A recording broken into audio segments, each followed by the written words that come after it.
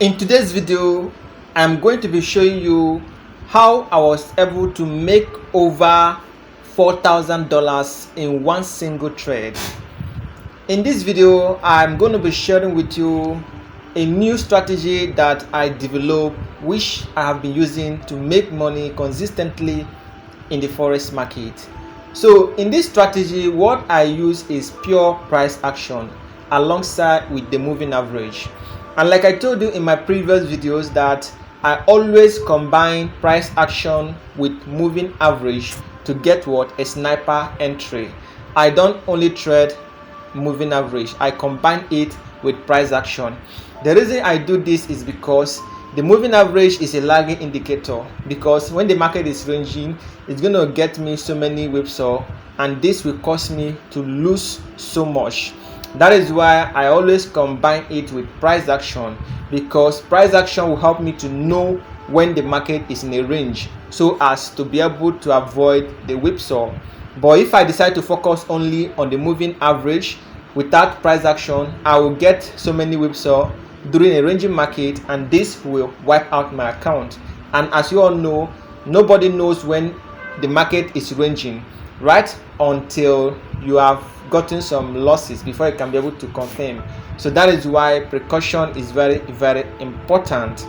So in this video, I'm going to be sharing with you a simple strategy that I used to make over $4,000, and this strategy, like I said, is moving average and price action. So what I'm going to do is I'm going to use MT5 to show you an example of how I was able to enter this trade. So the trade I took was NZD JPY. NZD is New Zealand dollars against the Japanese yen. So what I do is I do top-down analysis starting from the 4-hour time frame down to the 15-minute time frame. So in other words, I do what we call a top-down analysis for day traders. So I don't think day traders should be thinking of weekly or monthly chart. 4-hour is enough for you to do your technical analysis. So what I'm going to do right now is I'm going to head straight to the chart, and then I will show you how you can trade this strategy profitably. So now I'm using the price action formula, right? So if you look at the chart clearly, you see that we are making use of NZD JPY, that is New Zealand against the Japanese yen, and this is the 4-hour time frame. So now if you look, you see that there is a line, a yellow ring light. So this yellow line is the 20 exponential moving average. So I normally use this to know the directional movement of the market. So as long as the price is above the 20 EMA, I will know that the market is clearly in an uptrend, so I should be looking to buy.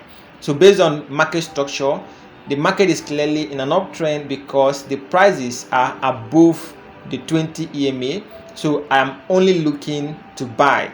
I'm not looking to sell in this trade, I'm only looking to buy. So now that I've identified the market structure, that the market is clearly in an uptrend, the next thing I need to do right now is to look at the area of value, right? So the area of value has to do with the support level, because the market is in an uptrend, so I should be looking to buy at the support level. So a support level is a level where price is finding it difficult to break through. So whenever price comes to that level, it gets rejected. So in this scenario, I will clearly say that this is the support level. And like I said in my previous video, a support level is not just a line, it's an area on a price chart. It's not just a line, it's an area on a price chart. So clearly I will say this is the support level. I'll just make it to look like an area on a price chart.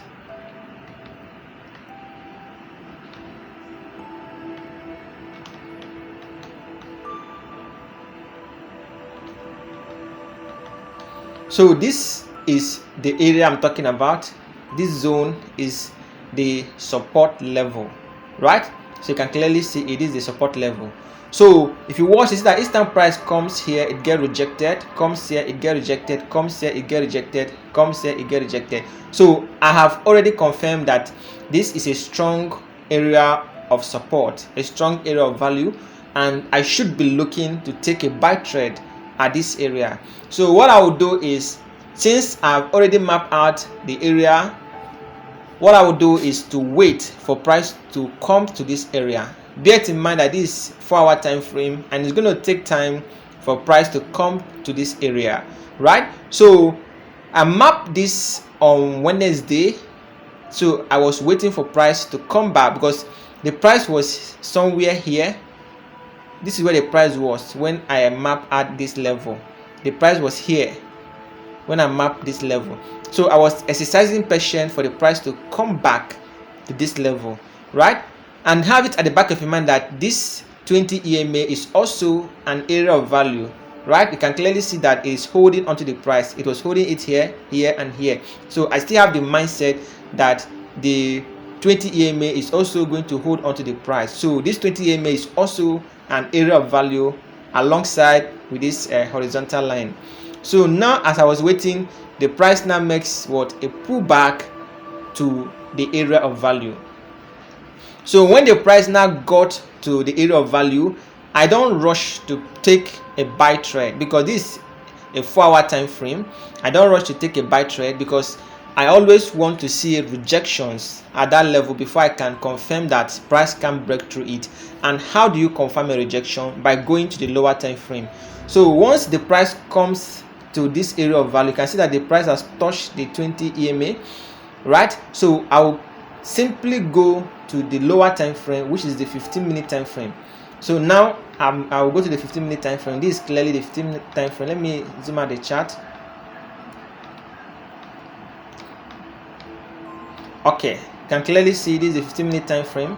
Let me zoom it out again.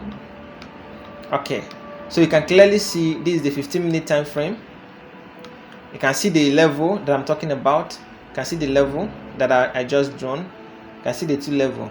So this is where we are. So you can clearly see that the price is rejecting this level, right? Each time price comes to this level, it gets rejected. Each time price comes, it gets rejected. Each time price comes, it gets rejected. As you can see, this is the area of value. This is the support level, right? And I've already confirmed that the market is clearly in an uptrend because the prices are above the 20 EMA, which is this yellow line, right? So now I have confirmed the market structure, which is an uptrend, and I also confirmed the area of value, which is this. This is the area of value. This acts as what? A support level. And also this moving average, this yellow line also acts as an area of value because this is an uptrend. So you can clearly see that this 20 EMA, this yellow line, is holding onto the price. That is why whenever price gets to the 20 EMA, it gets rejected, and whenever it comes there, it gets rejected. This is where the price were. The price were somewhere around here when I saw it. So the price has already moved out of the area of value when I saw it. So I don't expect to place a buy trade when the price has already traveled, right? Because this is where I got the price at this big candle. So I don't expect to place a buy trade when the price have already traveled. So what I did is that I map out my area of value, which is this zone, and then I waited for the price to come back to this zone for me to take my trade. So what I did, I exercised patience, waited patiently for price to come to my area. Some traders are should I say, they are so impatient that they hardly wait. Bear in mind that this is a 4-hour time frame, and you know that one candle stick is 4 hours. So you know how long I had to wait for the price to come back to this area of value, right? So when the price eventually got to this area of value, you can see the red candle. When the price eventually got to this area of value, you can see the price is now touching the 20 EMA. And like I say, this is just an area, it's not a specific line. So for the fact that the price has already touched the 20 EMA, I've already concluded within me that the price has entered into an area of value. So what I did was I went straight to the lower time frame, which is the 15-minute time frame, for me to be able to enter my trade. So what am I looking at the 15-minute time frame? I'm looking for rejection. right? I want price to reject at this level, at the lower time frame, for me to confirm that price cannot break below it. So I went straight to the lower time frame, which is the 15-minute time frame. Then I zoom out the chart so that you see everything clearly. All right, so this is the two levels that I drew, the first and the second, which forms a zone for me. So now you can clearly see that each time price comes to the zone, it get rejected. Each time price comes to the zone, it get rejected. Each time price comes to the zone, it get rejected. And each time price comes to the zone, it get rejected. So right now the price have already entered the zone again. So if you zoom the chart very well, you will see that the price has already entered the zone. So this is what I'm talking about. This is the rejection. This is the rejection I'm talking about. So immediately the price entered the zone and then got rejected with this long wick.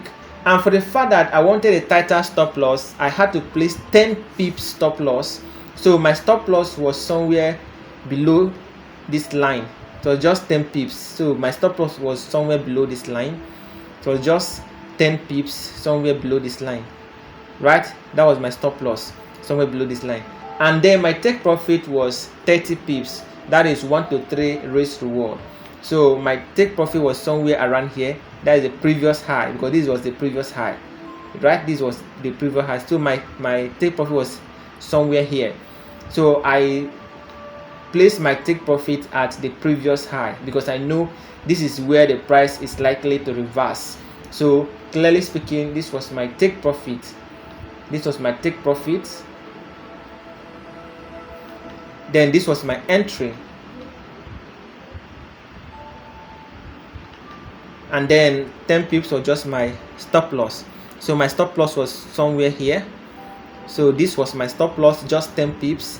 And then my take profit was 30 pips. My take profit was 30 pips, right? My take profit was, so I make sure I place my take profit at a point before the swing high. Well, this is the swing high because I know this is where the price might take my reverse from. So my take profit was somewhere here. That was where I placed my take profit, right? And I waited patiently, and the price rallied up. After triggering my entry, the price went up, came back to retest this same level, and then rallied up, right? You can clearly see the price, after the price triggered my entry here, the price went up here, came back to retest the level, and then continue going up, in the sense that the price formed a W bottom pattern, right? A double bottom pattern. The price formed a double bottom pattern. So you can see the first bottom and the second bottom, right? And this is the neckline. So this is a reversal chart pattern because the price rallied down, formed a low here, which is the first bottom, then went up, came back and formed the second bottom, and then went up. So if you watch, you see that this is clearly a double bottom pattern. That is a reversal chart pattern. So that is where I place my buy trade. So you can see the first one here, then you have the second one here, then we have the third one here, and then what happened? The price now formed a double bottom pattern, right? So clearly see that the price has formed a double bottom pattern.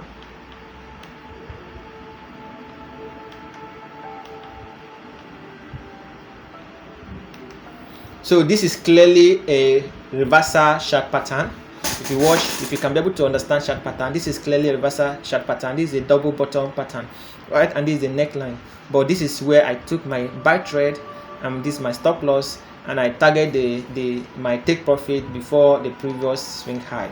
So that was how I was able to make over $4,000. You can clearly see that the price rallied up, smashed my take profit, and continue going up. So this is the highest point that the price got to. So you can clearly see, if you understand the top-down analysis of this strategy, you'll be able to make money consistently. So you can clearly see how I was able to make over $4,000 in this trade, NZD JPY, right? So if you are watching this chart, you can still go back to the higher time frame, then zoom it out, Now you will see that this level is still holding. This level is still holding, right? So I'm still eyeing this level, just as so many other investors are still eyeing this level, right? Because you can clearly see that this level is still holding. So if eventually this price rally down again back to this level and get rejected, definitely I'll place a buy trade, right? So this is another signal that I'm giving to you guys, free signal. So what you need to do now is, for the fact that the price has already left the level, you don't need to do anything, right? You just have to exercise patience or go and try other charts, other pairs, but just ignore this NZD JPY until the price comes back to the zone. So if the price eventually comes back to this zone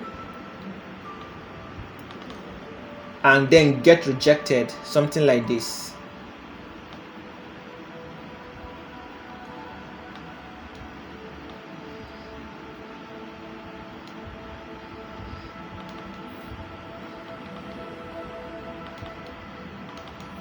if price come back to this zone and then get rejected,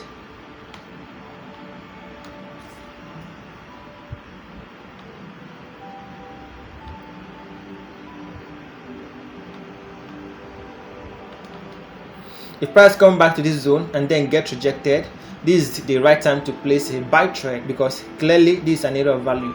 So you have to exercise patience and wait for price to come back to this zone, get rejected, for you to place a buy trade, and then your stop loss will be below these lows, right? So this is a signal that I'm giving to you guys. You just have to exercise patience and wait for the price to come back to this zone for you to take a buy trade.